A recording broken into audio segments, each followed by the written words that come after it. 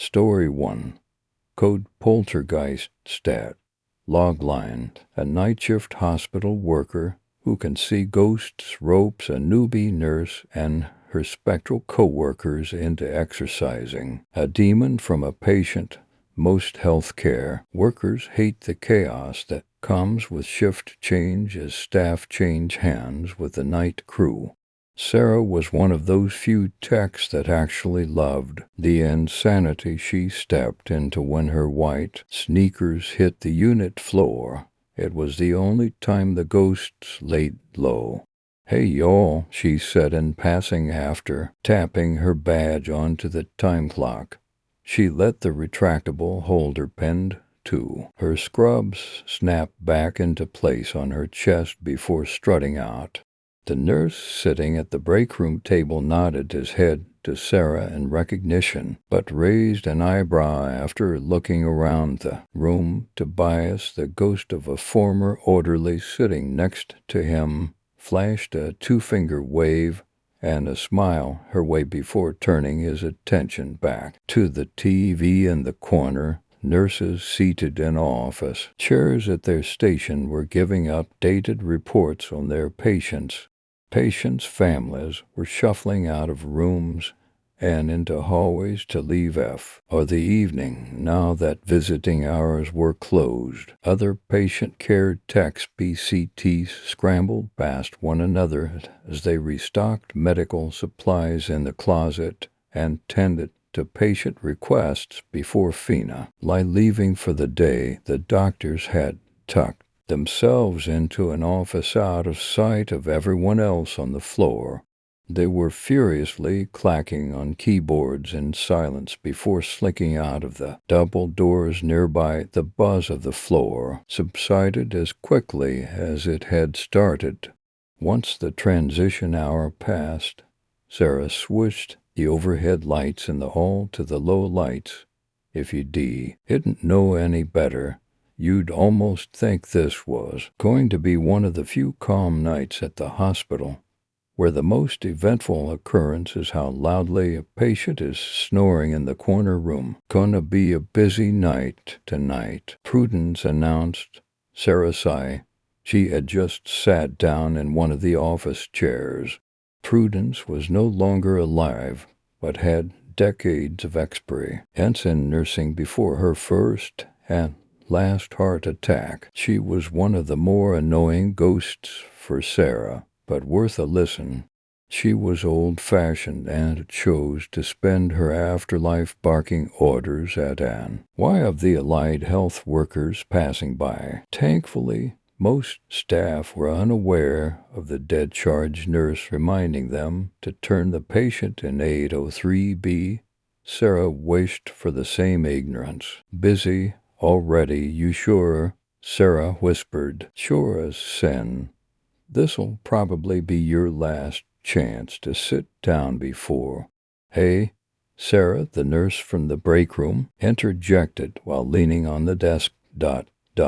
Sarah stood up and responded, already poised to assist. Supporting nurses in patient care and always staying ready was the usual labor ritual for her during her for tens. New Reese Chris, the newbie making a request, was not. "Can you assist me with the patient in 808? Something's just come with me, please," he asked. She was taken aback and noticed that Prudence had already disappeared elsewhere or chose to make herself invisible.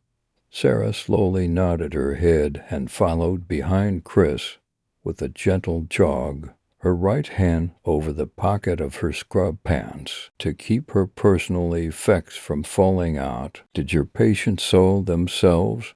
Sarah inquired to gauge the level she should raise her concern. "Worse," Chris answered, and began to power walk faster. "Doubly worse. How?" "Wait." Sarah's feet hurried behind the nurse with squeaks of urgency. The patient in 808 was recovering from surgery on her ACL, a nice woman, but with rotten luck. She was transferred to the floor, then back to the ICU after becoming comatose, then back to the floor upon waking to finish her recovery before being discharged. Sarah liked chatting with her to try and get her talking just so she could hear her melodic voice. A patient telling a story was always more interesting than paying attention to the moody ghost nearby. It was a great bonus that her voice was so soothing, even when she was talking about the Weather Channel. This was not the same woman. This woman was crawling on all fours up the wall. She continued crawling up the wall as her IV pole dragged behind her on its wheels.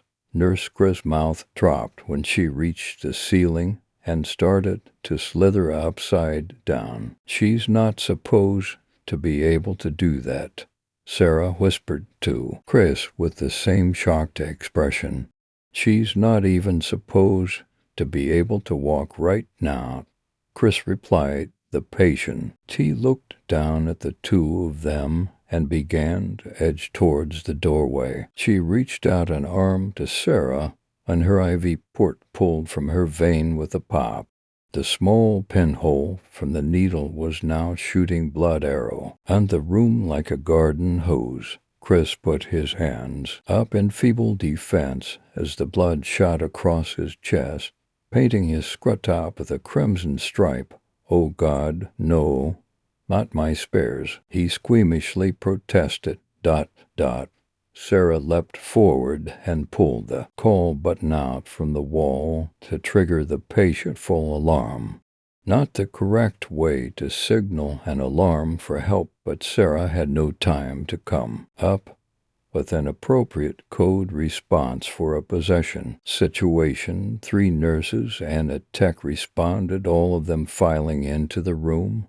They joined Chris, whose arms were outstretched to catch the patient in the event she fell from the ceiling. The woman shrieked while shooting blood around the room with a new addition of floating objects. "Chris, what the hell did you do to her?" his mentor Nurse Yale, while dodging a pudding cup. The additional tech had jumped up and grabbed onto the patient's waist in an effort to bring her back down, but was now dangling pitifully above. Either staff, the patient kept scuttling to avoid the other nurses chasing her and attempting to defuse the situation. "I didn't do anything. I got report. Everything was business as usual. No biggie. Then I come in here to check on her and she's doing this."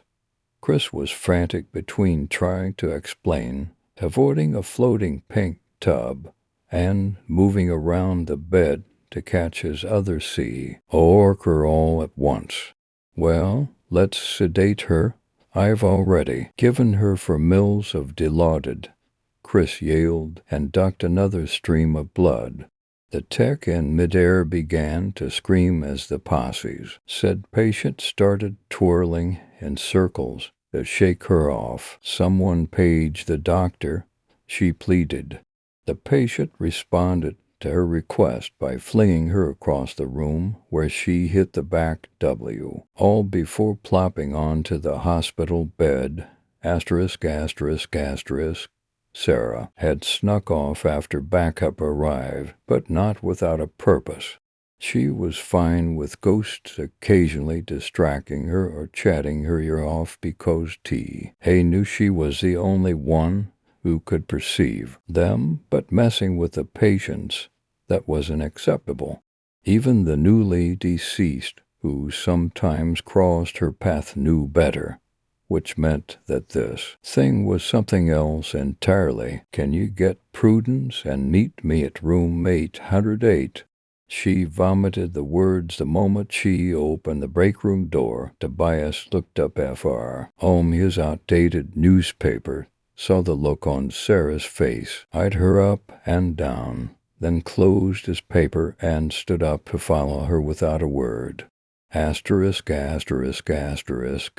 Chris and the others managed to get the patient down, sedated and restrained in her bed. Multiple sedatives later made her body go limp, but her head moving and coherently throwing insults at the staff. The attending physician on call was our assistant to the idea of bed restraints in addition to another sedative. When walking into the patient's room to inquire about the status of her pain post-surgery, he received black projectile vomit straight to the face. He changed his mind about the extra sedative. The other nurses floated back and forth between the other patients on the floor and conferencing with the doctor behind the station. The situation in 808 had unsettled them to the point of speaking in whispers. Chris fumbled with his necklace chain between his fingers. Chris, Sarah Hars. Ply whispered. She was ducking her head to be below the level of the nurse's desk. He jumped and turned around behind him. Where did you go? We had to transport the other tech to the urgent clinic. No time. Come. Sarah grabbed Chris' hand, still ducking, and dragged him behind her into room 808. Okay, come on out, Sarah announced to the room. The patient was glaring at the two of them and gnashing her teeth. You need to let him see you or else he's gonna think I'm crazy, she sighed. Who? But Chris got his answer. Suddenly, both Tobias and Prudence appeared in front of them before their eyes. We're not going to be able to stay like this for long, hon, Prudence reminded Sarah. I'm aware this one of y'all, she asked, while pointing to the patient. Are they? Chris asked. To no reply. They wish. I've actually got a body, the patient quipped. Her voice vibrated into two sounds, her own voice and a deep, scratchy impostor overlaying her usual gentle tone. Tobias jumped in. Surprise, Lord have mercy, he gasped. Prudence, how do we fix her? Sarah asked. How do we? You think this is medical? That's a demon, and I'm no demon. I'm a nurse. Oh, okay, so they are ghosts, Chris interjected. He nodded to himself, impressed with his own understanding. Yes, they're ghosts. Sarah confirmed, then turned back to Prudence, which means they should know at least something to get that demon out of our patient. Holy water, Tobias added. Sarah whipped her head around to face him, but her eyes noticed a square, pink tub on the counter on the other side of his ethereal body. What would I need if I wanted to make holy water? She asked as she phased rough him to look inside the tub. Well, water, he began to list, and maybe a cross. Tobias turned to Prudence for assurance, who agreed emphatically. You know, something holy and what not. She pulled out a bag of saline from the tub, a roll of clear medical tape, and a pair of scissors. If I had some tongue depressors I could tape across together. Shit. Where do we have them stored? Sarah pulled everything out of the tub, cut the saline bag with scissors, and dumped out its contents. Holy water. At the hospital. You're better off using a catheter bag, demon patient. Mock. She laughed at her own joke until she coughed and spit up more black vomit onto her gown. What about this? Chris pulled his necklace from underneath his scrub top and unclasped it. He handed it to Sarah, who had just finished pouring out the saline, an actual rod of Asclepius. Where'd you get this? It was a gift from my mom for passing the NCLEX. He admitted the rod with a single snake wrapped around even in the low fluorescence, pure silver. Silver purifies. It could work, Tobias mentioned with a shrug. It would have to be good enough, Roth thought, and she dropped it into the tub. Chris looked to Prudence for some sort of guidance when the demon patient hissed at him. Bell? We need a bell. Something that chimes, I know that. Something that messes with demons and us spirits, Prudence exclaimed. Chris pulled out his gaggle of keys and work badge from out of his pants. Sarah, your keys. She tossed them to him from her pocket and moved to the demon's bedside with her homemade holy water. Chris clasped a gaggle of keys in both his hands like a makeshift Kagura Suzu and jangled them. The awkward chime "th" made caused the patient to groan. Ooh, that's almost worse than all your bitching, the demon complained. Chris chimed the keys again, and she roared in pain. Prudence and Tobias were covering their ears with their hands. Their corporeal forms were shifting between visibility and vanishing. The lights flickered, and the lamp on the side table was beginning to float again. Don't worry about us, just do what needs to happen. Tobias yelled to the two of them. Prudence gave a nod to Sarah with a smile. That's real noble of you guys, but I don't know what the hell to say right now. How do I banish this thing? Sarah put a gloved hand into the water, ready to flick it onto the demon. Tell her to leave, Chris suggested. Sarah turned to the possessed and flicked her first handful of water directly into her face. Get out of my patient, she yelled. Chris chimed the keys after. The demon's roar became shrill. Get out, you are. Sarah flicked more saline on the possessed patient. Chris chimed the keys again with more force. Getting in the way, she flicked more full holy water on her face. Chris chimed the keys once more. Of my Hippocratic oath. She stopped flicking and resorted to splashing the sacred saline onto her ... What oath? You're not even a nurse, and you don't even want to work. Here, the demon snarled. Steam was coming off from where the water had splashed on her face and body. The burns bled black.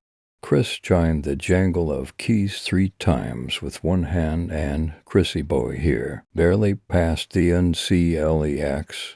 No wonder he's in over his head. Demon patient laughed when Chris gasped. He chimed the keys again, causing her to moan through her laughter. Sarah splashed the last of tea water onto her face. She screamed, and another puff of steam lifted into the air, but the demon was not releasing its hold on the patient. Sarah stared at the demon, panting. Chris chimed the keys a guy, and he didn't know what else to do. Then she raised the empty tub above her head. Begone, bitch, she exclaimed, clobbering the patient over the head with it. The patient fell back onto the bed. No scream, her face hidden behind her hair. The lights had stopped flickering, and the lamp clattered back into place on the bedside table. Silence. Sarah looked around the room to see that Prudence and Tobias had disappeared. Chris exchanged a paranoid glance with her, still clutching his makeshift cleansing bells. The door slammed open. Chris and Sarah screamed in surprise. The doctor on the other side of the door screamed too, the 3 of them stopping when they all realized their error. What are you two doing to the patient? She just had. The doctor was about to criticize them both when something stopped him. The patient was sitting up, calm, her face no longer injured from the holy water.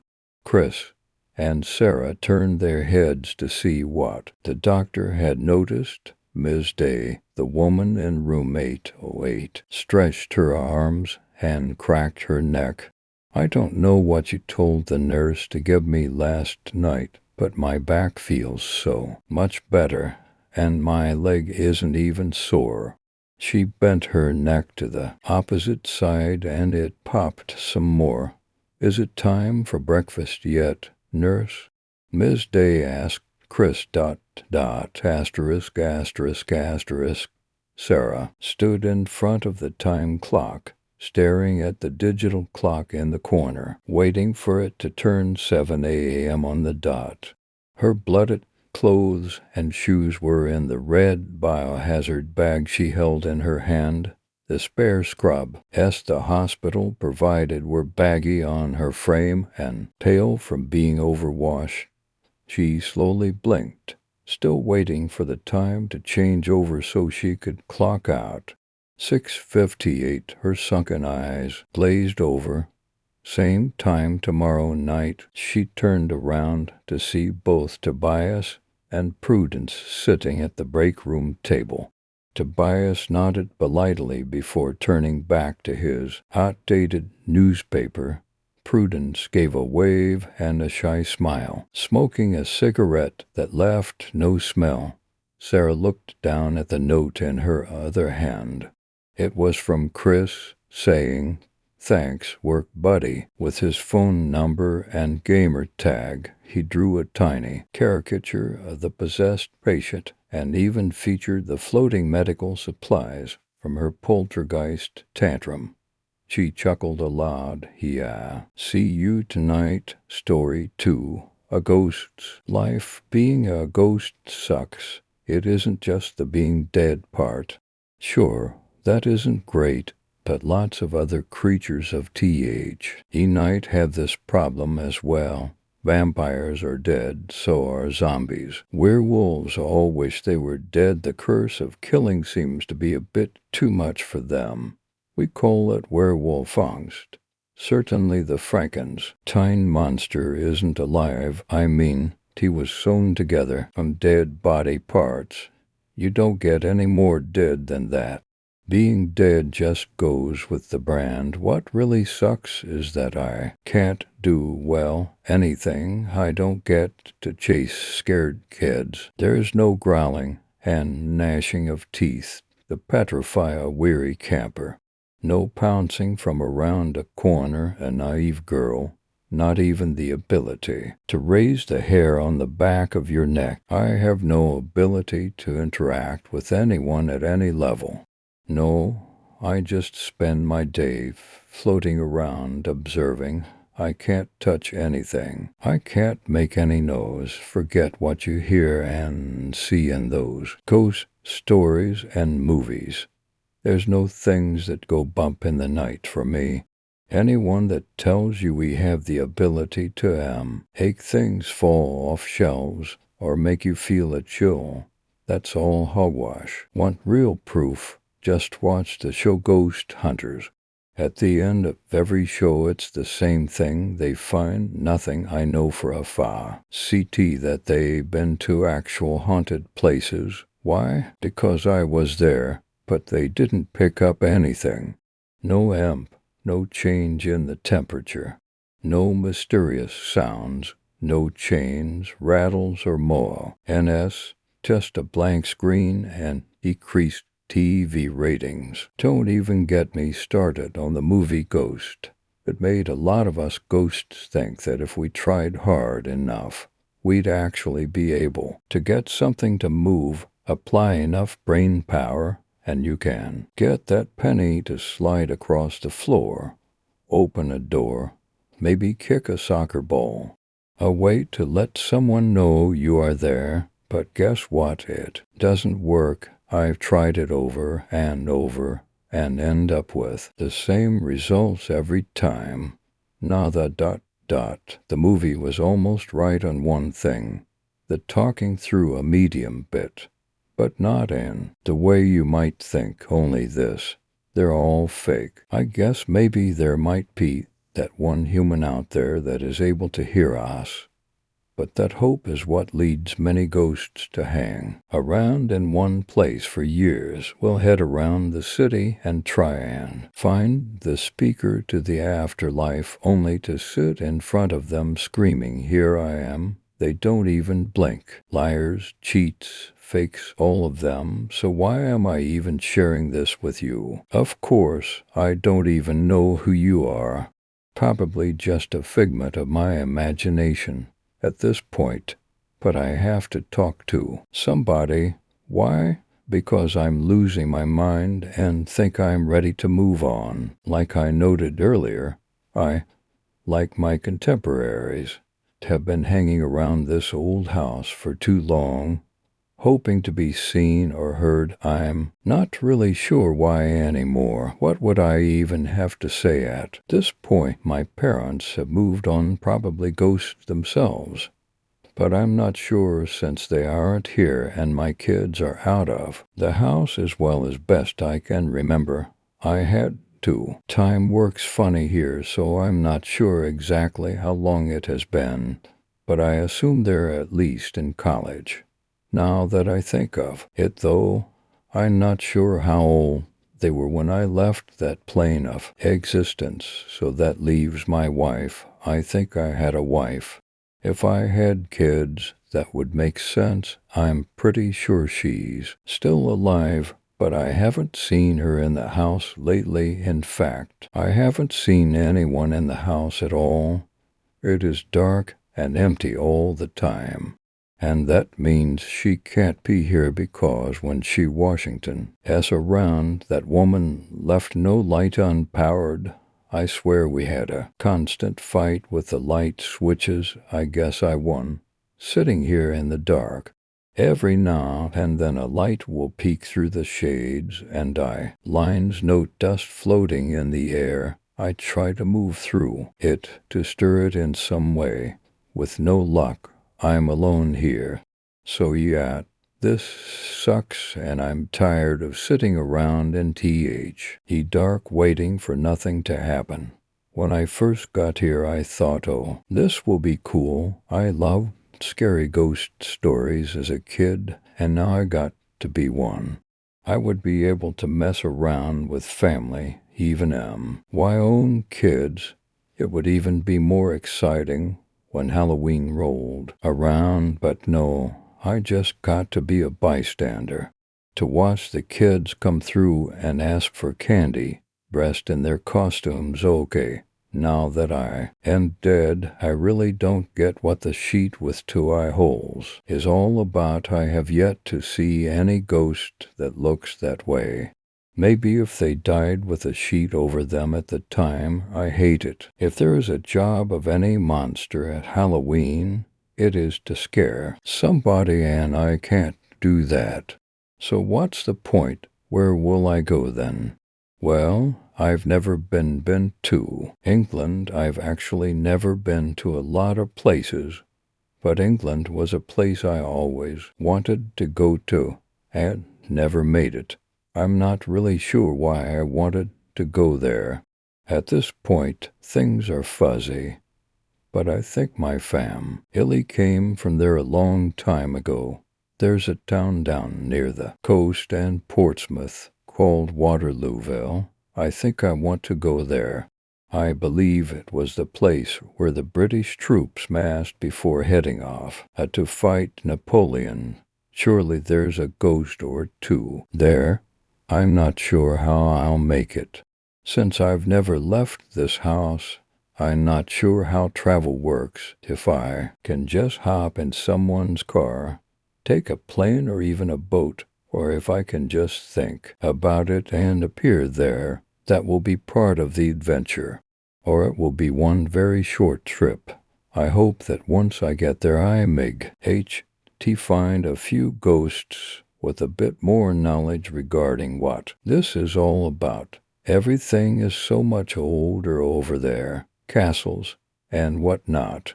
Surely there is a ghost or two that has been trying his or her hand at this thing for the last 1,000 years. Maybe they know how to actually scare someone. Of course, I might just find I can't even make it out of this house, Maybe that's why I'm still here. Maybe I've tried to leave 1,000 times before and just end up back in the same room. Maybe the house was torn down ages ago and I'm still part of it. Like me, the house is a ghost stuck in a nebulous world without the ability to interact, to be part of anything. I hope that isn't the case. I'd really like to see England. Moreover, I'd really like a chance to do what the other monsters get to do. Scare someone. That's all a ghost really wants at this point. A job, a purpose, recognition. Like ourselves, everything else has faded away into the background, transparent and seen. Story 3. Ship of Fools. They knew who I was. They'd heard the stories, knew the legends and myths, while some tales are complete fancy. Ost holds some, if not absolute, truth. It is safe to say my reputation preceded me. Even if it did not, I myself regaled them, told them who I was and of what I was capable. And still they did nothing. Gee, the fools should have known better than to think me merely entertaining. Even a child recognizes a leopard can't change its spots. As such, hear me when I say I should be assigned no BL. For the events I describe henceforth, due to no fault of my own, a simple misunderstanding really laughable, that my few nocturnal sips from King George III's noble neck should be considered the cause of his ensuing madness, the way he screamed and pleaded while I lapped up. Well, it was quite obvious to me the man was Starker's before I ever entered his bedchamber. I'd been forcibly shipped out and buried at sea under a boulder the size of a small house somewhere at the bottom of the Atlantic Ocean. Eventually, a gargantuan, raging storm finally dislodged the offending mass, and I was ostensibly freed, loath to leave the dark comfort of my watery grave and face the unknown. I remained another fortnight in the depths to gather my wits and devise a plan to get back to terra firma. I toyed with the idea of waiting until I was discovered by fishermen who might also bring my coffin to the surface, but seeing as it could take millennia to be found, I must escape coffin. Be damned, I would swim for the nearest shore, traveling only at night, using my strong sense of smell, made stronger by an intense hunger to gather and follow the scent trails of living land creatures. For many, many nights I was directionless, earthbound, animal smells becoming no more and no less profound, and I began to lose hope. My skin grew wrinkled and gray, slow, hewing off in great strips and chunks, though normally quick healing. Constant immersion in salt water slowed its regeneration such that bone began to jut out where skin was thinner at elbows, shoulders, and ribs. Small fish became my constant companions, nibbling at my shredded, waterlogged hide. Hunger became a near living thing inside me. During the day, inert and hidden on the ocean floor away from the destruction of the volcanic sun, I howled with the pain of it.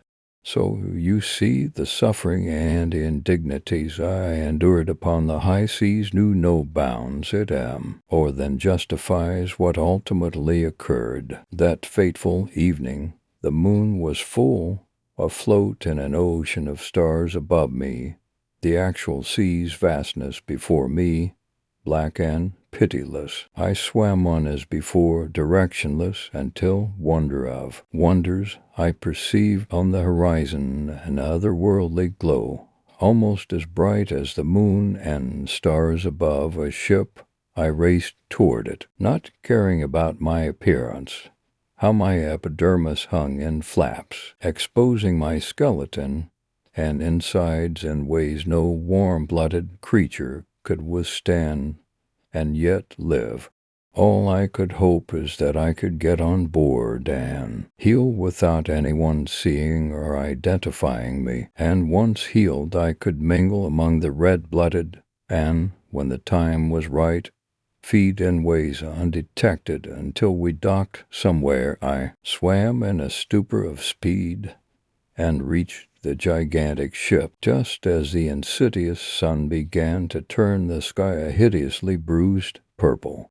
I clambered up the metal hull and collapsed onto the lowest open deck, where cool air slapped my entire body for the first time in weeks. Much as I would have stayed there to recuperate, the sky had already began to turn a wretched, fleshy pink. Large lifeboats covered with some kind of impervious, shiny membrane hung at the sides of the deck, and seeing as they might go unused unless the ship were sinking or anchored, I crawled, naked and shivering, under the membrane into the bottom of one. For the first time in an eon, I sank into something akin to a deep slumber. I know not how long I slept, but when I awoke, my bod was nearly entirely healed, save for a few spots that might be hidden by clothing if I were able to procure some. I peeked out of my erstwhile coffin to see that it was indeed night, and, driven mad by my hunger, perhaps more piqued now that I was so close to satting it, I slid out onto the deck. Was it my fault those first to hapless mortals cross paths with me in the pale moonlight? Is it the lion's fault an antelope carelessly stumbles downwind of him? They knew the stories. They should have been more cautious in the dark of night.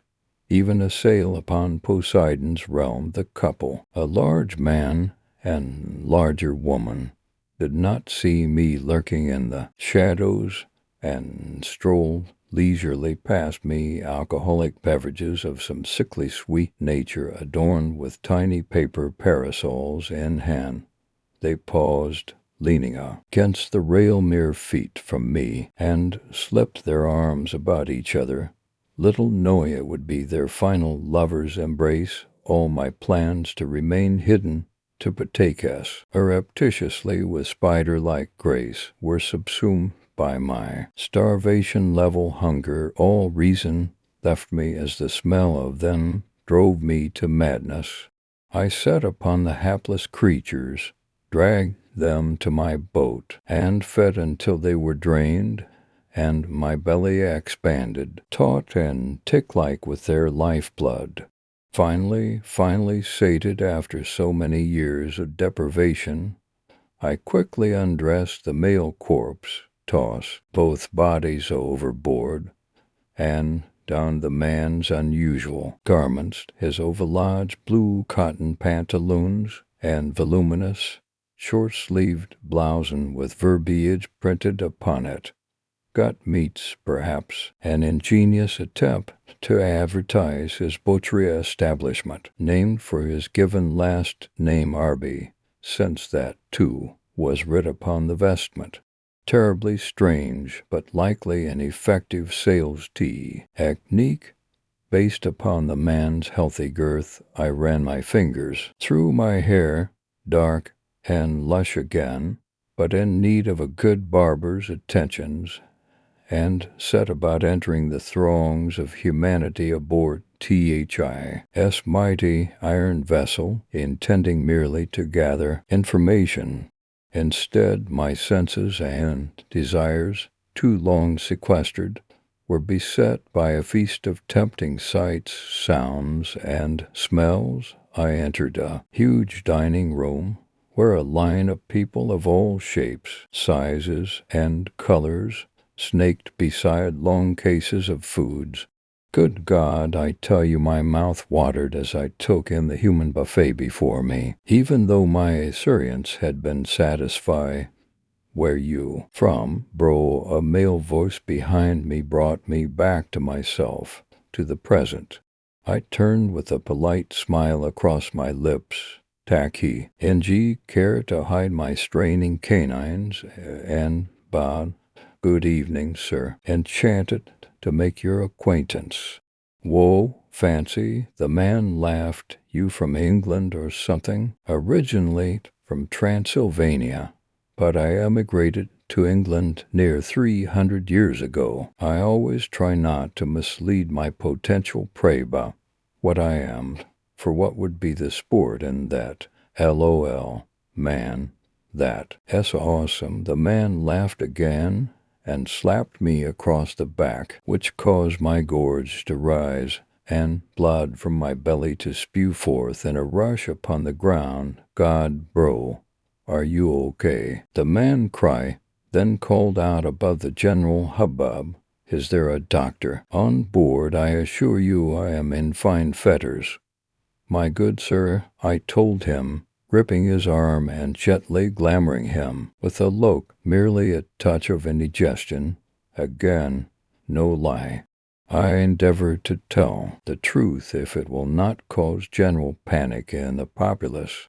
"Now, I pray you, attend to your business." Thus enchanted, the man fell silent and moved away from me in a blissful trance. Others who had witnessed my carnal fountaining stared until I smiled a blooded smile, with all my teeth showing, and they skittered away from me paws. Haste, as I said, they knew who I was. They had witnessed it. Several days passed. I continued my daytime slumbers in the covered boat, and joined the people in their eating and drinking frenzies after the sun set, never hiding who I was when asked. "Count Dracula at your service," nor correcting them when they laughed and said I must be joking. I leer. "Ned, we were on what was called a cruise to islands they called the Bahamas for fun and the sun." I told them I found the idea most repulsive. Again, to peals of laughter, I became a most popular dinner guest, regaling the soft, naive humans aboard with tales of my life and many banishments. No one shied away in fear when I spoke of my victims, just asked me question, and shook their heads with amazement and amusement. Had I been this open in the court of King George III, I would have been sent to the briny depths long before I could come anywhere near his blue blood. I could not determine whether these modern humans were foolish or brave. Meanwhile, my hunger began to build again. I would need to feed soon. I decided on an experiment I had never conducted before. Willing victims, since he seemed so amused and unafraid, I asked for volunteers who I promised I would not kill, but drain only to the point of slight weakness. In fact, I told the group of 8 faithfuls who gathered round me, eyes wide, my draws would also remove any bad humors from their blood as well, a win for all. After much discussion about the parameters, most of the 8 walked away, shocky, their heads, and murmuring unfathomable things like horror swingers and polyamorous weirdos and goth orgies in the end, only to pretty young men of gentle nature and one older woman with more than a modicum of rouge upon her sallow cheeks. Threw their hats in, metaphorically speaking, of course, since hats in this new era seem to be optional, and I might add highly unattractive, but I digress. We agreed to meet the next night at the stroke of midnight in the older woman's stateroom on what they deemed the fiesta deck. All during that day I planned how best to dine, how to suckle without going too far, for though I felt no special tenderness toward these people, I am a man of my word. I intended not to kill them. I had managed it before, of course, but I had been kept away from my mortal quarry for more than 200 years, and I feared the beast within me would rise as it had that first night on the ship. I resolved to count T-20 while at each neck, then rotate through twice more and be done. When I arrived at the woman's room, I was shocked to see the three in a state of complete undress. But I quickly saw the practicality. No clothing would be blooded and destroy during my feeding, so I followed suit, removing my got meat shirt and voluminous blue pantaloons. Oh, look at the sexy vampire, the woman crooned. Suck on my neck first. She lay back on the bed, docile as a lamb, and when I crawled atop her, she moaned, and her eyes rolled back in anticipatory ecstasy. I leaned over her through bang blue jugular, felt my canines unsheathe, and I clamped on.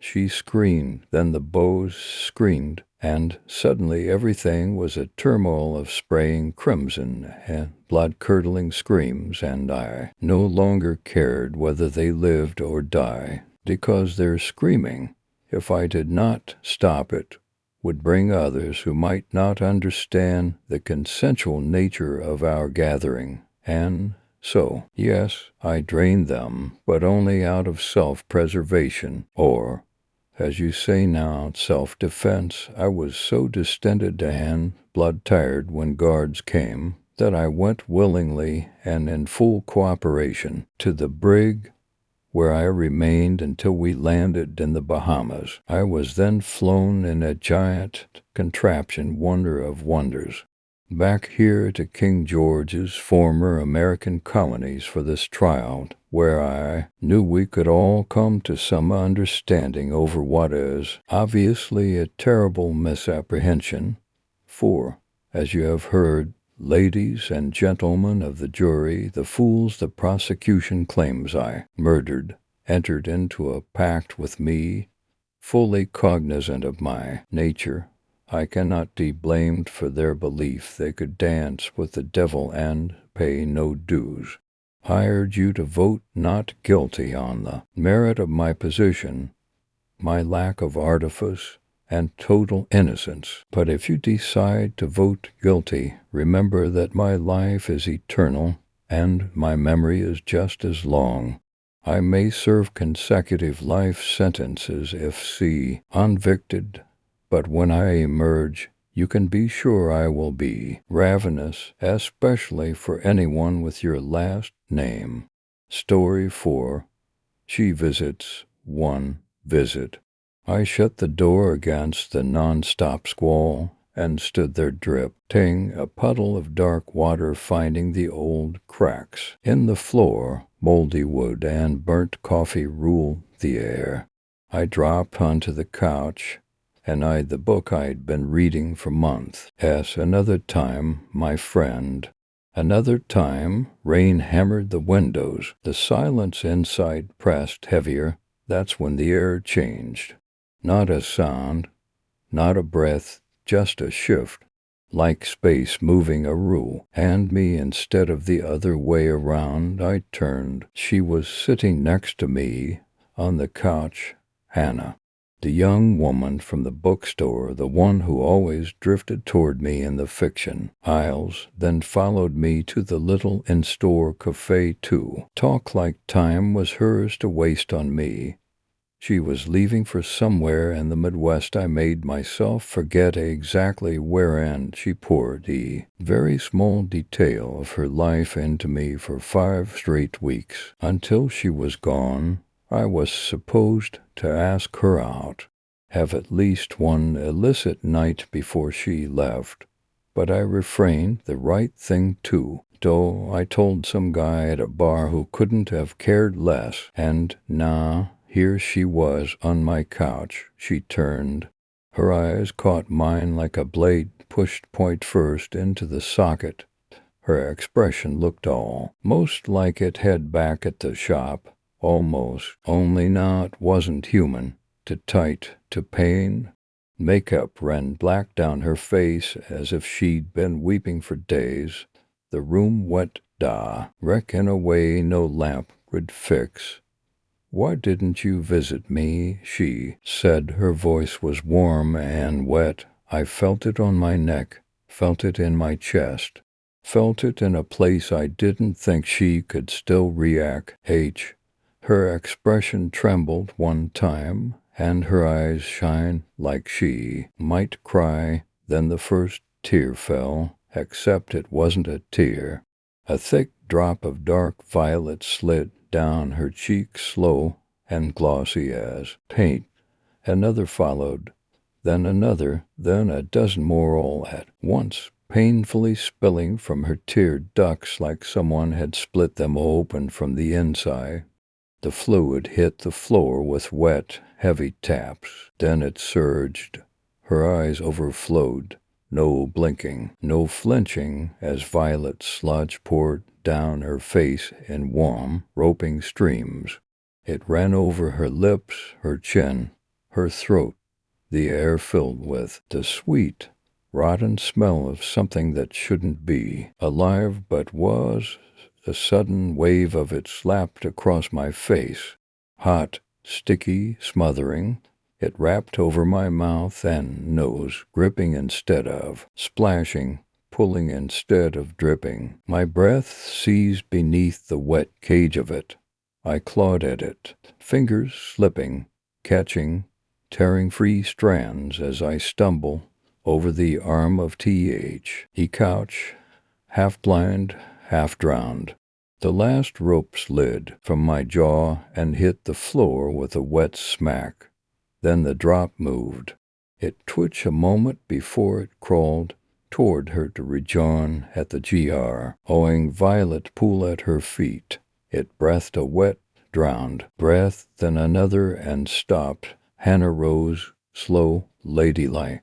Only now did I notice what she was wearing. Black lace, a skirt and blouse, her hair pinned neat with a single bobby pin. Exactly how she looked the last morning I saw her alive, except her face was ruined. Makeup streaked in black rivers, eyes swollen and raw with ease of crying. She stepped toward me, silent, petite, but her stride had a strength in it that wasn't hers anymore. The room listened, the rain pressed harder against the glass. A violet puddle at her feet twitched as she moved, eager, recognizing its master. She crouched beside it, skirt brushing the damp edge. A pale hand touched the surface, and the residue shivered, rippling. Like muscle under skin, you'll need to prepare yourself, she said, still not looking at me. Her voice was steady now to steady, a practiced cadence, like a priestess reciting something older than the room around us. I swallowed, my throat raw from the thing that had tried to fill me. Prepare for what?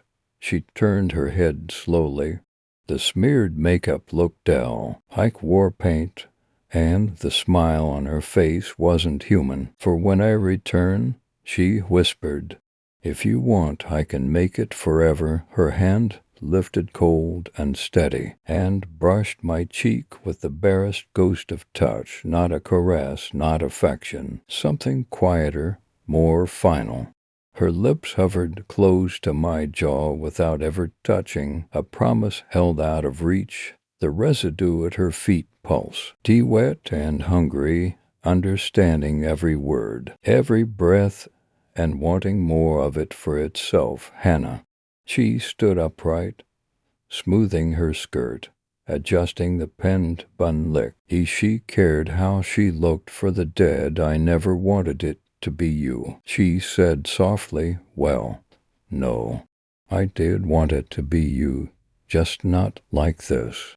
Her voice thinned, but it is you now. And then she was gone, not walking, not dissolving. The room blinked and forgot she had ever existed. The violet mass remained behind, undulating, waiting. My head dropped, suddenly too heavy to hold. I hit the floor hard, enough to rattle my teeth The room spun, walls folding in like wet cardboard. The last thing I saw was the purple presence rising, pulling itself taller, sharper, swelling like a frost, and wave about to break. Then blackness and the faint smell of her violets clinging to him when he woke, too. Watching a week passed, or so my calendar claimed. Time felt waterlogged, each day held you under water before it reached me. Storm water streets carried me from shift to shift. I worked. I answered the kids' calls when they came. Short, stiff little check-ins where no one breathed too deeply. My daughter talked about a school trip. My son asked if I still had his old PlayStation. We didn't talk about the marriage. We never talked about the apartment, and I didn't say her name. Every night I came home soaked from the rain. I dried off, made tea, pretended to read, tried not to look at the far corner of the living room. The violet mass was always there, waiting. Sometimes it quivered when I walked past, its surface rippling in acknowledgment. We shared secrets now. I tried to ignore it and focused on bills, dishes, errands, the clatter of normal life, anything else, anything human. But whether I was brushing my teeth, folding laundry, or staring blankly at a muted TV screen, I always felt it, not threatening, present, till quiet, and somehow that was worse then. Something started small, the ceiling light flickering exactly twice whenever I said Hannah's name in my head. Dreams followed next. Dark kitsk, hands, footprints smeared across the tile, and something thick and blue-black, my ex-wife standing at the stove with her back turned, hair wet, dripping strings of that same stuff onto the floor. "Why didn't you visit me?" She'd say it in Hannah's voice. I'd wake with my mouth stained a faint blue like a child's popsicle tongue. Eventually, I couldn't pretend anymore. The apartment was being watched by the things she left behind. I started to feel like it was waiting for me to get to close. I felt like it had a plan for me. I was brushing my teeth when the bathroom mirror-breathed. Fog bloomed on the inside of the glass inside, not out, and a handprint pressed from within. The fingers too long, the palm too small. My reflection didn't move. The handprint slid downward, being dragged by something below the surface. I dropped the toothbrush. The pipes hissed. The overhead bulb steadied, dimmed again. My pulse raced ahead of the room. "Hannah?" The handprint vanished. The mirror cleared instantly. But the scent behind me didn't. Dark sugar, burnt flowers, something trying to remember the scent of a perfume. When I sank into the living room, the light wasn't flickering. It was being drained from the air in a long breath held for too long. Shadows leaned in unnatural directions. The air thickened until I felt it in my teeth, and I knew she was here. Ray. Her voice was colder this time, fogging my thoughts as I heard it spoken. I turned. Hannah stood in the corner, thinner than before. Her outline frayed like she'd been cut from paper and held to near an open flame. Her hair was still pinned, neat, perfect, always so perfect. The mass pooled at her feet, shivering in tight pulses. Had matched her presence, agitated, territorial. I fell asleep. I whispered, "I was dreaming of you. Am I still dreaming?" She tilted her head slightly, and the mass slit, tethered with her movements like it hated her attention being elsewhere. "I've keep thinking about you," I said, a confession I hadn't planned on giving. "I miss you." "Missing," she whispered, "is for the living." Her eyes lifted to mine, something emptied. Out of her gaze, she was checking how much there was left of me. You've already started leaving. My knees weakened, the SS responded, moving forward, slow and deliberate, tasting the floorboards as it came. It wrapped around my shoe, warm and thick, claiming me in front of her. Hannah, she didn't walk. She appeared closer. Her hand rose to my chest, cold fingers, sharp nails. I wanted them to scratch me. Her palm instead pressed over my heart with a familiarity and softness that hollowed me out. Heal. You feel slow, she murmured. You feel ready for what? I whispered. Her smile shifted, not playful, not human, a fracture of something that remembered joy only in theory. It's almost time. The mass surged at her words, pulling itself up my ankle, my calf, climbing like a jealous shadow trying to wear me. I grabbed the wall for balance, breath failing, vision narrowing to the curve of her jaw. Hannah, I rasped. Why me? She leaned in, her lips near my ear, but not touching, her breath a cold imitation of warmth that still made me want to lean closer. I told you, she whispered. I never wanted it to be you. Her hand pressed harder, my heart stuttered. But it is 3 crossing. All week, the apartment had felt like something was winding itself tighter ends. Hide the walls, the lights hummed at night even when they were off, the mass in the corner dry, cracked, then pulled again, breathing, thinking, waiting. By the last evening, even the rain felt wrong, too heavy, too rhythmic, like it was rehearsing something. I didn't fight the feeling anymore. A part of me had already stepped toward her days ago. The rest of me was finally following. I sat at the kitchen table with one of my daughter's old notebook pages, lined, blue-ruled, torn from a spiral when she was small. My hand moved before I could think about it. A few lines, a choice, an explain. A-T-I-O-N dot. I folded the page twice, slid it beneath the salt shaker, didn't think to look at it again. Then I turned off every light. I sat on the couch, hands in my lap, listening to the rain comb itself down the window like fingers through hair. I knew she'd come back. I didn't call her name. I didn't have to. The room knew. She knew. The air changed first. That same shifting, that quiet surrender of space around me, a cold pressing outward from my ribs like something inside me wanted out. Then she was there, standing in the doorway as though she'd been printed into the dark. Hannah, I breathed. She looked more human than last time, more herself, more alive, and that hurt more than anything. Black lace blouse, hair pinned with the single bobby pin, makeup smudged but softer, as if the rain had tried to remake her, restore her ray, she said. Her voice wasn't warm or cold, it was deeply, impossibly tired. I rose, my knees shook. What are you? I asked. Tell me the truth. Her eyes softened.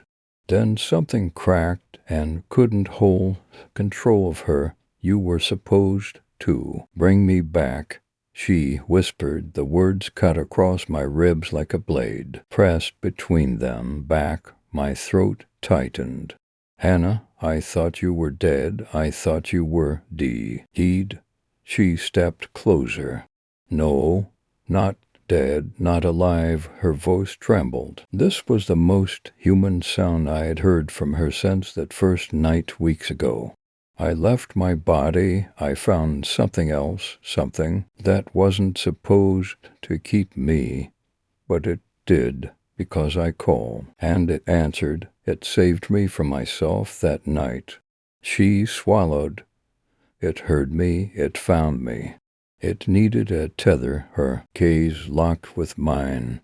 You were the tether. My stomach dropped. I folded, sat down heavily. Hannah. I missed you, I said, hating how small the words felt. I miss the way you come drenched from the rain, the way you'd shake your hair out and drip everywhere. I wanted to wrap you in a quilt, drink coffee, just be near you. My laugh broke sideways. I think I fell in low. With you. You shouldn't have, she said softly. Not with me. I don't care, you should. She stepped closer, and something else stepped with her. The mass stirred across the floor like a waking animal. It rose, trembling, recognizing the moment, claiming it. Please, I whispered. If you can't come back, take me with you. Pain flickered across her face, sharp, furious, regretful. You don't understand, she said. I can't take you. I can only split, only feed, only give you the maid of what's inside me. I stood. I don't care, I said. Let it happen. The grief in her face twisted into something else, acceptance. The mass slid toward me. It was thick, dark, and hungry. Then it divided, splitting down the center like an opening wound, to shapes, to instincts, to halves of something cosmic and carnivorous. One half slithered to Hannah, curling around her ankles like a lover. The other surged toward me. Hannah, I whisper. I'm ready. She reached out, her fingertips trembling, and touched my cheek. You won't like this, she said. It's not gentle. It tears, it burns, eats from the ends. I'd out. I'm already halfway gone, I murmured. Her lips parted in a soundless cry. The mass struck. It hit my legs like boiling tar, climbing fast, splitting my pores open as it went. Pain detonated along every nerve, white-hot, shredding, blistering. My veins swelled. My bones vibrated as something pushed into them, threading through marrow. I screamed not from the intense pain, but from the feeling of something intelligent slipping under my flesh. Hannah wrapped her arms around me, desperately anchoring me as my body convulsed. Soon we have each other, but also at them, I guess. Just surrender to this, she gasped. The mass surged higher, up my ribs, throat, behind my teeth. My vision frosted at the edges. My heart bucked like a trapped animal. Hannah pressed her forehead to mine. Breathe, she whispered. Breathe, it needs your breath. I failed, tried again. My chest split open with heat. Two things screen me, and the half of the mass forcing itself inside. The lights burn white, then die. Rain slammed the windows. The mass inside me shuddered, bonded now paired. Hannah gasped as the one inside her reacted, a psychic shockwave sparking between us. She clutched me tighter, desperate, grateful, broken. The mass filled my lungs, my head. The lights went out. Rain howled. We collapsed together, and the two halves of that unearthly thing, reunited at last, wrapped around us like a single body. It took us both, for, echo, by morning, the rain had thinned to a mist, the kind that clung to windows like breath left behind. The hallway outside Ray's apartment smelled of wet carpet and old paint. His ex-wife knocked once, twice, then nudged. The door opened, the envelope of final divorce papers still in her hand. The living room was empty, not ransacked, not lived in. Quiet, with walls holding their breath now. On the kitchen table, under the salt shake, something white caught her eye. A piece of lined notebook paper, folded, Twice she hesitated, then opened. Tell them I love them. Tell them I found something that made me feel alive again, even if it lives where life shouldn't. That something pulled me past the edge. I followed. Don't be afraid. I'm not gone. Not really. And when the time comes, I'll come back for you all. Her breath stuttered. On the floor near the couch, pooled and dried to a soft sheen, was something blue-black and iridescent, almost beautiful. If you didn't know better, one of the kids stepped forward, crouching beside it, fingers hovering, but not touching. "Mom," they whispered, "do you think he's happy now?" She didn't answer. She couldn't. Outside, the rain darkened again, whispering down the glass and thin, familiar lines. Someone was still tracing their way home. Story 5. Not every picture tells a gory to side by side emojis, one a waving hand, the other kissy lips. Garth York stared at Labanita Cruz's cryptic reply to his text. "Where are you?" "What the hell?" Cursing Labanita under his breath. York sent her back an irritated face emoji. Where was she, anyway? His side piece was never late, self-absorbed and temperamental, yes, but never late. York strode to the hotel window, parted the drapes, and looked out at the deserted ski runs. Now that the sun had set, skiers either patronized the bars in Vail or drove home to Denver. What message did Labanita intend with those waving hand and kissy emojis? Better not be adios, pouting. York plopped into the chair at the hotel room's desk. For a moment, he fingered the pocket knife in his jeans, a Swiss Army Trekker version, which he see how open with one flick of his thumb, locking the blade. He smiled as he visualized holding the knife to Labanita's throat. Teach her not to keep me waiting. Out of long habit, he tapped his cell phone icon and swiped to the latest of a series of photos. York could still pass for 20 years younger. People marveled at his youthful appearance. But the self-portrait in the photo showed an aged man, mottled skin, bad teeth, beer belly, and a subtly cruel expression. Obscene, he thought years ago. He'd stashed the oil painting in his attic. No one but him and his girl Labanita had laid eyes on the self-portrait since it began to noticeably alter. York slipped the phone into his shirt pocket. He couldn't get his mind off the strange self-portrait. When alone, he often brooded about it, wondering, what does the painting look like now? Last month, he'd climbed up into his attic and yanked off the painting's shroud. What he saw turned his stomach. He tried to burn the canvas in his backyard, but the searing flash of pain across his skin made him feel he was burning his own body. Frantically, he'd flipped the canvas out of the metal trash barrel. Grabbing a sharp chui, York poked the canvas, which lay on the lawn, and felt a corresponding stab in his gut. Gasping, he jerked up his shirt. Beneath the patio lights, an ugly bruise appeared on his midsection. What kind of Dorian Gray trick is this?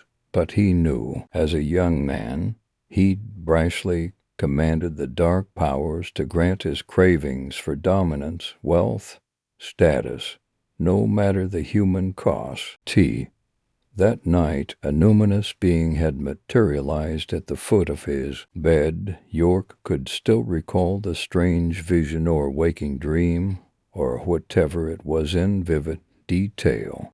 The humanoid had regarded York with like lads clothed in a glowing robe. It sported bright, copper-colored hair that seemed blown by some unseen fan. It spoke in a resonant voice. "Fear not, child of Adam. I am Arachiel, lord of signs and wonders." Struck speechless, York would later look up Arachiel and discover he was one of the chief fallen angels from the book of the Watcher's ancient Apocrypha, written in 3rd Then, Turi BCE. But at the time he had no clue who or what he was. Dealing with the being continued, "Thou hast commanded we grant thy wishes.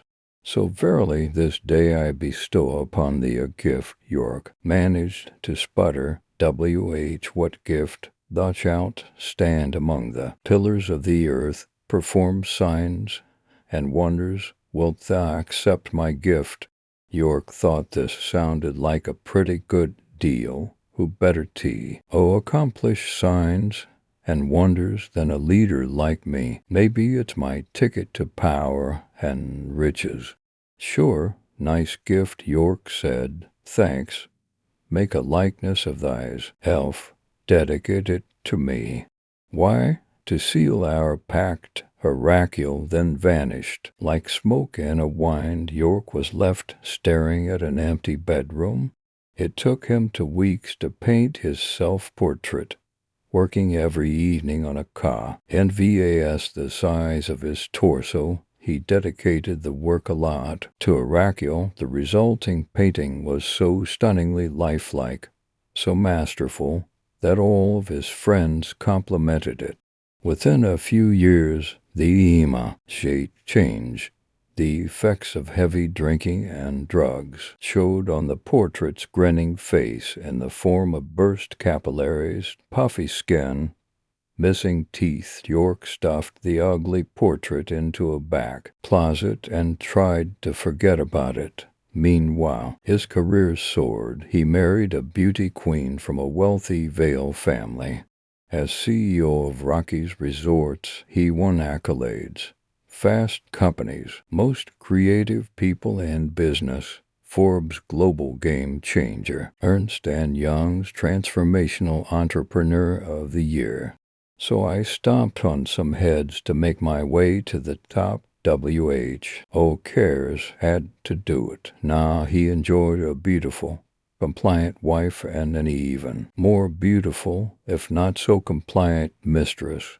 He lived in a mansion in a ski resort paradise, looked much younger than he was, felt great, got anything he wanted, easily crushed the lives and careers of anyone who stood in his way. The only reasonable explanation for his strange self-portrait was that at age 24, he had painted a repulse. If old man not himself, memory can play tricks on you, was reality not subjective, created by electromagnetics in the brain. Perhaps his brain had misfired at times, wouldn't surprise him. Then his fondness for weed, alcohol, and hard living. To prove this idea to himself, York began snapping photos of the self-portrait at 3-month intervals. The photos on his cell phone showed changes that could be attributed to simple deterioration, or so he told himself. All portraiture faded over time, didn't it? Besides, his attic was full of dust, which contained DS that eroded artwork.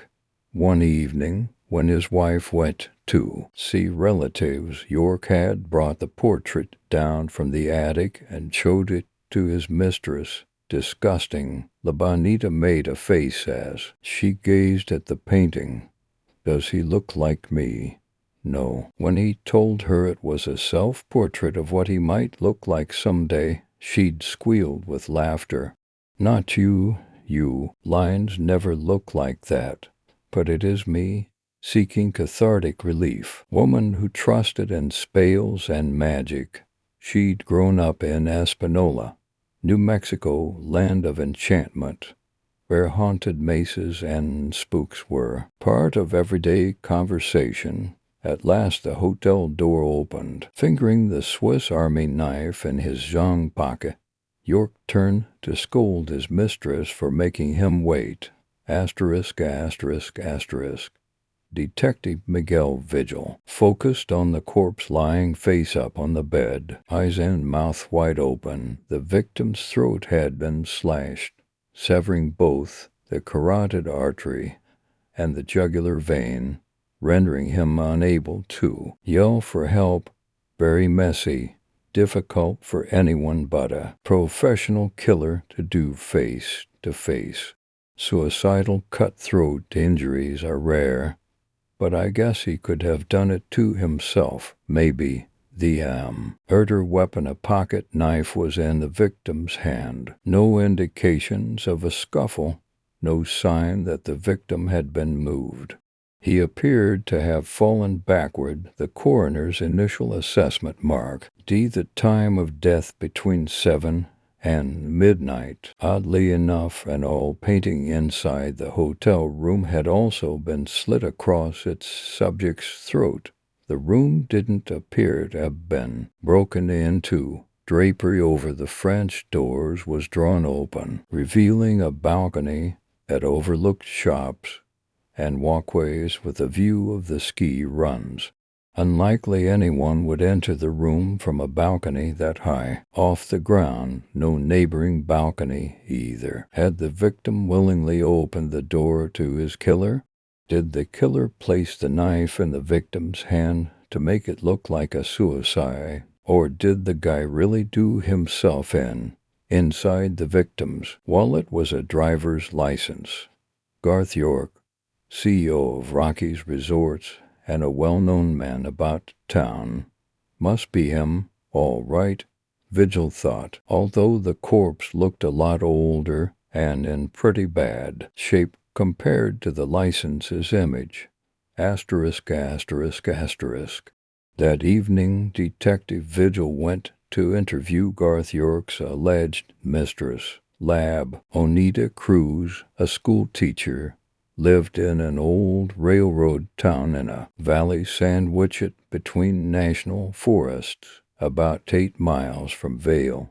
Vigil parked in the visitor area, strode up some stairs to Cruz's apartment, and knocked. A beautiful woman with long black hair, ripe red lips, and marble skin opened the door. In tight jeans and an off-the-shoulder t-shirt, Cruz had wide-set eyes so mysterious that Vigil felt momentarily hypnotized. Miss La Bonita. Cruz, yeah, Detective Sergeant Miguel Vigil. He flashed his badge. May I come in? I don't suppose I have a choice. She led him to a small living room. A cell phone lay on the coffee table. Vigil sat in an armchair with Cruz on the couch, facing him. She clasped her hands around one knee, squeezing her legs together. Her nails were lacquered bright red. Where were you last night? Miss Cruz here at home. Why? You didn't meet with Garth York at the Darwin Manor Hotel. As usual, Vigil observed Cruz closely. Her dark eyes blazed. Did Garth hire you to threaten Emmy or what? I'm no private detective, Miss Cruz. I'm with the Vail Police Force. He paused. Garth York is dead. Her ruby lips formed an O. She placed both hands over her chest, gasping in a dramatic way. Vigil watched for tears, but none came. She's acting. Dead, she asked. How? That's what I'm trying to figure out. Was it suicide? He said he'd kill himself if I broke up with him. Could be suicide. Or could be murder. Murder. She swallowed. Garth has enemies. How did he die? Vigil didn't want to reveal to her that York's throat was slashed, so instead he said, that hasn't been determined. I'm a suspect, aren't I? That's why you're here, isn't it? Can anyone corroborate that you were home last night? He asked. No. She began to cry real tears. Getting up from the couch, She grabbed a tissue and dabbed at heavily made-up eyes. You and Garth York were having an affair. Miss Cruz, hotel employees talk. You know, you're also on the hotel's surveillance videos. Suppose you tell me about it. The video he'd watched earlier show D. Cruz going into York's room carrying a canvas painting. She came back out in less than a minute without the painting. No blood was visible on her hands or her clothing. Old story, see. Ruth sat down again, tucking a bare foot underneath herself. I fell for a man who promised to leave his wife for me. Garth lie. So I broke up with him last night. You brought him a painting? Why? One corner of her mouth curled. Garth's wife hated that painting.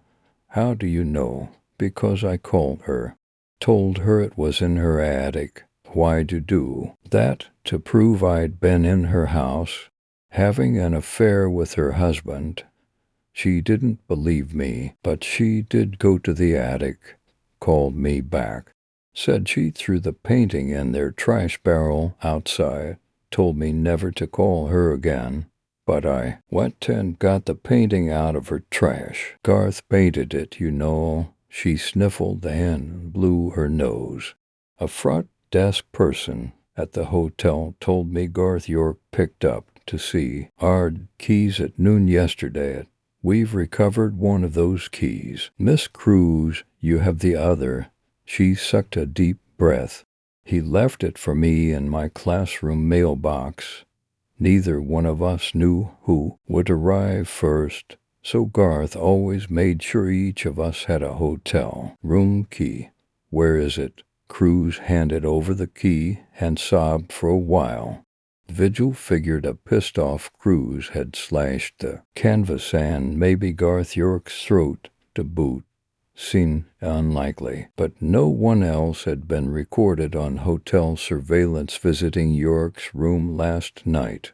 Did you slice the painting, Miss Cruz? She looked at him from beneath thick lash. Yes, I did it in front of Garth. Ripped through it with a palette knife from my school's art class. Defiantly, she lifted her chin and at Vigil's gaze.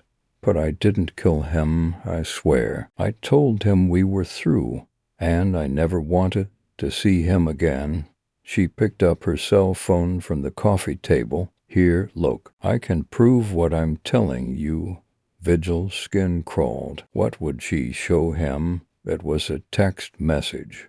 Two side-by-side emojis, one a waving hand, the other kissy lips. Story 6. Veiled the why. Years had started to waste away my edges till a talented seamstress with a love for vintage lace found me at an antique store down by the highway. Before I knew it, I was back to nearly my former glory. Time playing just a bit with color through my fabric. But sitting here in this boutique, it seems like no one wants crisp white these days anyway. I've been only brought out to sample on a few rare occasions. Something in the store owner's mood or the style dress these women buy keeps me away at the top of the inventory closet, sealed up nice and tight. When I get a taste of the action, the romance, the glamour, it almost feels as if my prison sentence is about to expire. I will be free and ready for my second chance down the aisle. I will save a soul like I couldn't save my own. I just need to find the right conduit to get me there. The old part of town always seemed to be dripping in romance, with its cobblestone streets, brick storefronts, and golden leaves falling over a white pavilion in the square. So when Thea needed to start shopping for her wedding dress, finding out there was a store at the end of the street tucked above the old antique store felt like a sign she couldn't help herself from, seeing the perfect story unfold before she even stepped inside. Her and Charles even had their first day just down the street. so finding her dress from busy bridal would feel like serendipity. The crisp autumn air fluffed out her hair as she walked down the sidewalk, 3 cinnamon lattes in hand. Her boots clacked in time to the Mariah Carey song stuck in her head. Looking up from her phone, she spotted her sister and her best friend down the street. Sherry picked up speed, suddenly enveloping her into a tight and fuzzy bear green cardigan sleeve wrapping around Thea. The coffee swayed in her grip as she maneuvered them to keep balance of the tray. "I can't wait to see you in these dresses," her sister, Gwen, squealed. Even being 5 years younger, Gwen towered over Thea like a tree to a shrub. "It sucks Mom couldn't be here today, but she's coming to the next shop right, as long as she's not on call. How much do you want to bet she is going to talk you into wearing her gaudy 1980s dress? Oh, she will totally bring it up as casually as possible." Thea laughed. "I am sorry, but the amount of altering I would need to get done to make it not look like a Madonna costume would cost as much on my own dress. You all need to show me sometimes I live for insane 80s fashion." Sherry grabbed the coffees from Thea's hand and passed them out as they walked to the door. The door chimed as they walked into a light pink room, mirrors lining one wall and a plush couch lining the other. Tea taffeta of white bloom from the racks. "Hi, you must be Thea." A chic woman dressed in all black entered from double doors. "My name is Alexis. I will be helping you find our perfect dress today." She smiled, introducing herself to Sherry and Gwen, who get settled on the couch. "'Cause you filled out your pre-appointment survey. We pulled some dresses all ready for you based on your preferred styles." Alexis guided Thea into a Marie Antoinette-themed dressing room. "We will start here and keep going with other options. If nothing is speaking to you." The sun got low in the window as dress after dress is pulled up and cinched on, ball gowns, mermaid, cottagecore, sequins. Just when Thea started to lose steam, Sherry pulled one final dress for her. "I don't know, Cher, just try for me. You look fabulous in all the dresses, and I know you wanted to find one here, so give it one last try." Last dress on. She is led back out in front of Gwen and Sherry. "Oh, Thea." Gwen's voice catches as Thea stepped from the dressing room, hiking her skirt up to not trip. "I knew it," Sherry whispered. "What it can't be." She stops talking, stunned into silence by the woman she sees staring back at her. "You look divine." Alexis claps her hands. "Here, let's try some veils for the full effect." She returned with her arm as overflowing in fabric. "For this cut, I think you have some options. Shorter is very in and chic at the moment, but honestly, I see this dress with a statement veil." Alexis hands her this gorgeous champagne that looks like it had been hand-sewed with intricate crafted lace lining the sides so they frame her face. "Now this is an antique. We aren't sure how old exactly, but it is in wonderful condition and has been waiting for the perfect dress and bride to be paired with. They really don't make them like they used to." A buzz zipped through Thea as soon as the veil fell around her face. "This is the one." She turned to Alexis. "I'll take it." The dress and the veil. Champagne is popped, and the girls celebrate. The final paperwork is brought over to Thea, back in her street cloth. "Congratulations, the dress is ordered in your size and sent to the seamstress with the measurements. We will contact you in about 3 months when it is ready for the first fitting." "Hey, don't look too disappointed in having to wait. You can take the veil home today. The box is placed in her hands. A little white bow speckled in glitter encircles the top. Is there anything special heed to do 'cause it's antique, kept out of the sun and sealed in its airtight bag?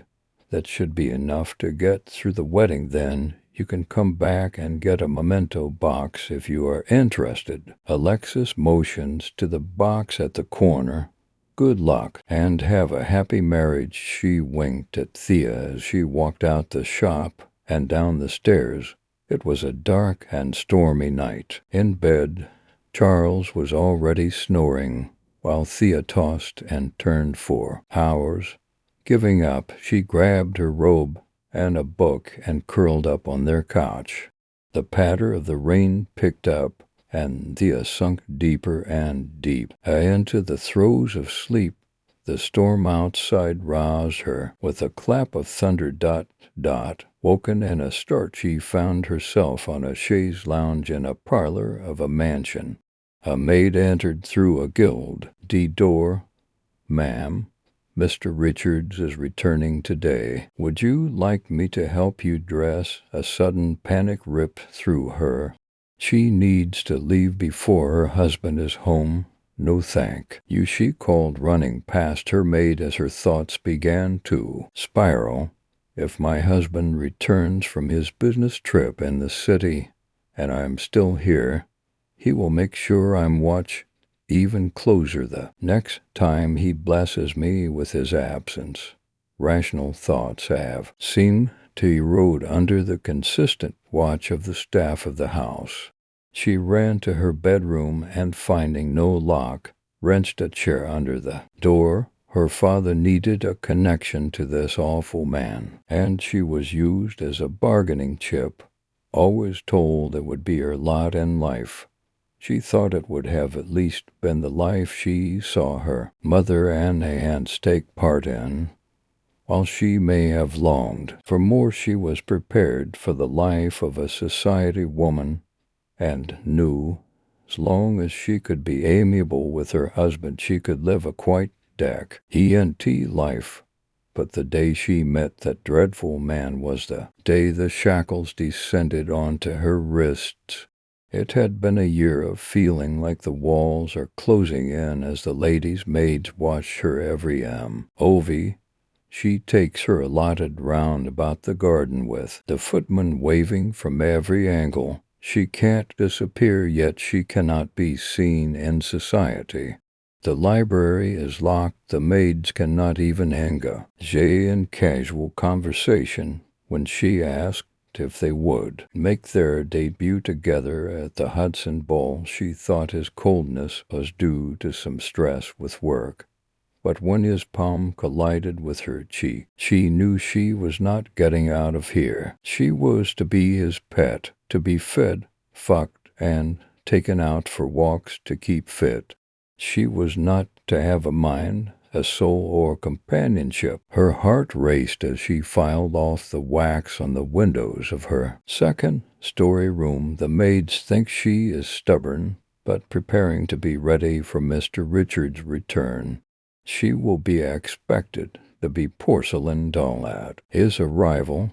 At last the window creaked open, but hooves and the roll of carriage wheels echo in the distance.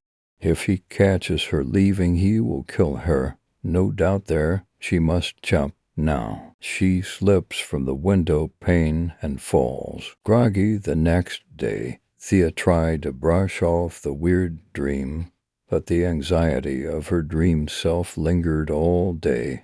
She called our sister after work, who chalked it up to wedding nerves after dress shopping. The brain does weird things, Thea. Yeah, you're right. The night came with another storm. She fell asleep on the couch again, and is visited by the same desperation to escape her marriage to Mr. Richards. She showed up to work quiet, bags under her eyes and exhausted. I don't know what's going on, she texted. Sherry, stop sleeping on the couch, you'll be fine. Sherry responded. For months she had the same dream every time it rains. Every storm haunted by the need to escape the locked cage her doctor himself may be locked in. Her therapist blamed cold feet, but she loves Charles, she truly does. All she wants to do is marry him. But her subconscious seems to be saying otherwise. Charles even called he are out on her coldness and distance. I've just had a lot going on with work, she lied to his face. She prayed to a God she hadn't thought about in years, for a sign or to cure what plagued the recesses of her psyche. Nothing changed. If one thing Thea is as stubborn, she is marrying Charles.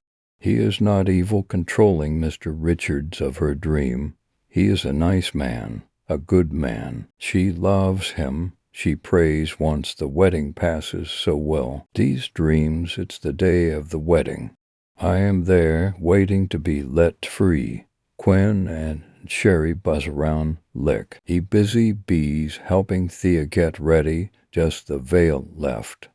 Quinn smiled at her sister. And you know, if you want to make a break for it, we got you. A weak laugh escaped Thea's lips. No, tease, do this. She glanced in the mirror, noticing the bags under her eyes only, partially hidden with makeup. The honeymoon should refresh them. A reset, then back to normal life. No more stress with planning the wedding. Quinn put her veil on and covered her face as they line up to walk down the aisle. The piano starts. The bridesmaids walk. Charles is waiting at the end. Are you ready, honey? Her dad took her arm, and Thea seemed to move stiffly next to him. He took it as nerves. At the altar, Charles took her hands, staring at the outline of his fiancée's face behind the veil. You may kiss the bride. Charles lifted the delicate veil, and the crowd gasped. Thea is not there. A ghostly face sat in her place. Decaying moths flutter away with the veil. The church is filled with the scent of methane locked away for decades. Charles was frozen in fear as the creature leaned in, but instead of a kiss, she put her bony hands around his neck and squeezed. A croaky cackle left her lips. I did not escape my fate, but you will, Thea.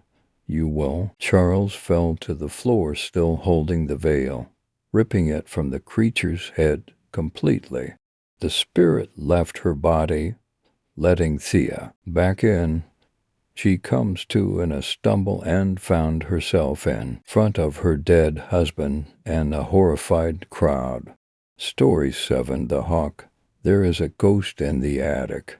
I hear it, late at night, scuffling around, up there with the rats and the sheltering birds. I hear it howling like the wind, something mournful and terribly human to human. It the psychics and priests and exorcists all tell me to cow. It tell me that it is no longer any kind of human soul has been haunting me for years. Sometimes I go up in the morning, look at the damage it's done, the boxes upturned, the old books and action figures flung wildly about the rafters. Sometimes it is still there in the shadows, watching me, waiting to see what I do in the face of its infinite, deathless rage. Hen, my brother, was alive. He was such a small thing, but he was huge to me. He was always so big.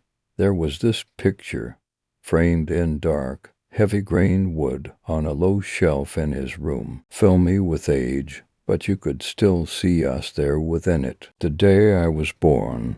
Here he is, this half-formed book, cradling me like I'm the most delicate, important thing in the world. People talk it all the time. The way a sibling is this irreplaceable. Being in your life, the way it's such a fragile thing.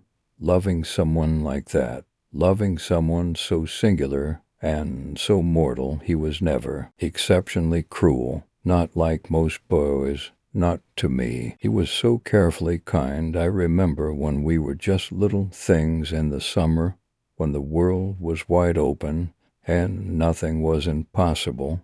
He and his friends would chase each other around the neighborhood, shooting harmless steel pellets at each other, at the animals, at the car tires where they sat nestled against the desert curbs. I was only 8 or 9, but I'd run after him, consistent as his shadow.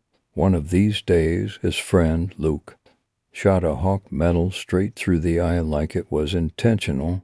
We all watched it fall, this suddenly limp thing on a dead dive, down to the earth, and I thought it was so strange how it felt, how it landed almost noiselessly on our freshly mowed lawn, and we all stood here and stared at it because here was the truth. They had shot so many things before, but everything had always limped away, wide-eyed and scared and with a wound to nurse for the rest of their life, as an immortal fear of little boys with little guns. Luke was poking the hawk with the toe of his shoes, lips twisted in morbid enchantment, and I was just staring at the thing, where its IW as a crater of soft inner parts, beak parted, tongue out, and I was thinking I have never seen a hawk stung, that little pink thing like a worm crawling out of its dead mouth.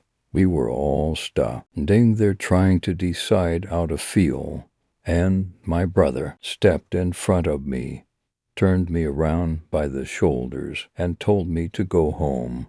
I don't know what they did to it, where they put it, but he brought it up at dinner that night, all wild hand gestures and bright eyes, saying its feathers were the most beautiful thing I'd ever seen, and it was huge, talking about the wingspan with his hands as measuring tools, and I was sitting there next to him, watching my parents hang on to his every word, and I realized he was glad Luke shot it. He was glad it fell, if only because it meant he could see it, touch it, this thing that was so far removed from him when it was alive. I tried to remember the feathers, that vast wingspan, but all I remembered was its tongue. He was different. When he got older, I think he was my best friend in the world, and so I noticed how he stopped being so shy, how his eyes stopped darting around when he was worried about whether what he was doing was right or wrong. He was more confident, more solid, bigger, and the world loved him more for it. I grew different as well. I was just a twiggy thing, only bones and pale skin, like one of those sickly city trees made human. I was still shyly shadowing my brother around everywhere, quiet and translucent. But you don't need to be substantial to be eaten by the world. Men look at girls the same, no matter how much there is to see. Still, my brother was always there for me. It was like my fragility made him all the more stronger. We played princess and knight in the off day, when he had all this pent-up energy from the end of whatever sports season he had just vanquished. I wore this winter blue dress, soft and clingy, and making me look more ghost than girl, and he had carved cardboard armor. We pretended there were assassins' wars, great extravagant balls in the wild, overgrown prairie grass of the waste yard behind our house. I think it made him feel good to be my protector, like he would always be important to me because I would always need him, and he was always protecting me. One summer, when my legs had stopped growing, we spent a whole day at the pool. We were all still kids then, but barely. Luke was growing a beard, this wiry thing, and when I kissed him on the tennis course next to the pool while everyone else was buying hot dogs. Around the corner, his stupid beard brushed my cheek. It felt like the fur of a terrier. I wanted to ask him about the hawk, but it was so long ago, and I was scared of what he would say. His eyes were beady planets beneath his eyebrows, and I couldn't tell if they looked more like the bullet or the crater. It was a week later when my brother came into my room, all stormy anger, rumbling tea. Hunter, he said he knew Luke kissed me. The sky was black in my window, and I felt stripped bare. I couldn't understand why he was angry. He said he'd take care of it, and that he wasn't mad at me. He was mad at Luke. His voice got softer the more he talked, but he didn't get any less upset. I figured he wanted to feel like a knight again. Cardboard armor and assassins to defeat. I didn't see Luke for the rest of the summer, and none of my brother's friends mentioned him. When school started, Luke didn't talk to me, didn't even look at me. I tried to be mad at my brother, I told my parents and my friends and my brother's friends, and they all smiled warmly and said he just cares about you, he just cares so much. And it was such a small thing, I let it go. I never grew into my skin very well. I was always sinewy and barely there. Even when I got older and my face got thinner and my fingers longer, I could have easily been elegant or willowy. But I was scary, haunting. The mirror reflected my eyes like black holes in my skull, and all the light in every room was devoured by my face. Somehow my ugliness made my brother love me more, like it made me more fragile, something misshapen and abnormal and necessary to protect, because the world loved nothing more than to sink its fangs into what it didn't find pretty. I was 15 and I was crying behind the gym, big sweater enveloping my brittle arms, and he came around the corner and gave me one of those big slices of greasy pizza from the cafeteria. We sat there for the rest of the day, skipped all our classes and he watched the flocks of migrating geese fly through the nude blue sky. He was my best friend, he was my knight. I was still wiping snot from my nose. When we went home, I said, "Promise, you'll never leave me," and he kissed the side of my head and said, "I love you," like it meant I will never hurt you. "Promise," I whispered. He said, "I promise I will never leave you." I wonder if he regrets that. I was 16 when the hottest summer on record hit our little desert town. I was wearing a cropped baby blue tank top with sequins on the neckline and ribbing down the sides. I thought it looked so cute. I thought maybe I could be something close to beautiful in it. He was mad about it, my brother, and I couldn't understand why. He pulled me into his room. I don't remember many things, but I do remember how comforting the cool dark of his drawn windows felt, how he had a fan running loud and fast in one corner, how he still had his old action figures lined up on his windowsill. Little sentimental treasures. I remember he was grabbing me harder than he ever had before, how his fingers were dangerous things, how he held me down, and there are some things I don't remember, but many more that I do. He was always so carefully kind to me, and in the dark of that room, his eyes were bullets. Everyone talks about the way you love your sibling like it is this untouchable thing, like its power is both a weapon and a bomb, like it is the same everywhere, that a brother is always a knight. They would rather me be a liar than for this myth to fall apart. I'm older now, and I've grown heavy into my bones. I am a wraith not a ghost. My parents couldn't stay in this house with all the grief it held. But I will be here all my life. I will be here whether I move out, whether I die. I will always be in that room. His hands will always be on me.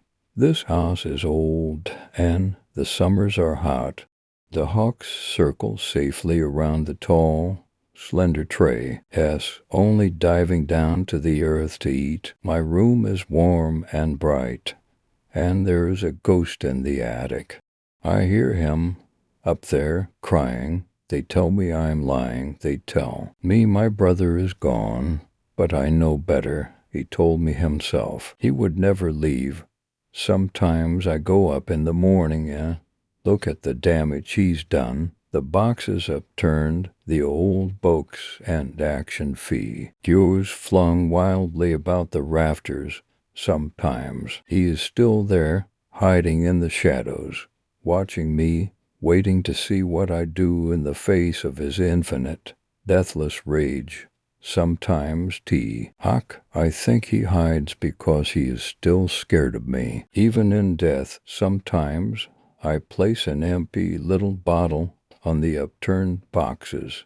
Belladonna, beautiful woman, and he flinches. This ghost, like I can still hurt him sometimes. I sit there and tell him the story, how he die, why he die. I sit there and ask, did he like it? Did he like it when he couldn't choose? When the poison fell past his lips against his consent. Beautiful women, I say against the darkness of the attic every morning. How was I to know it would kill you, me, and the little bottle sisters in arms? It seemed so easy for you to take what you can't have, and he curls into the shadows of the rafters like a cornered beast, and I laugh because it is funny. Really, it is. He finally knows what it's like to be hunted.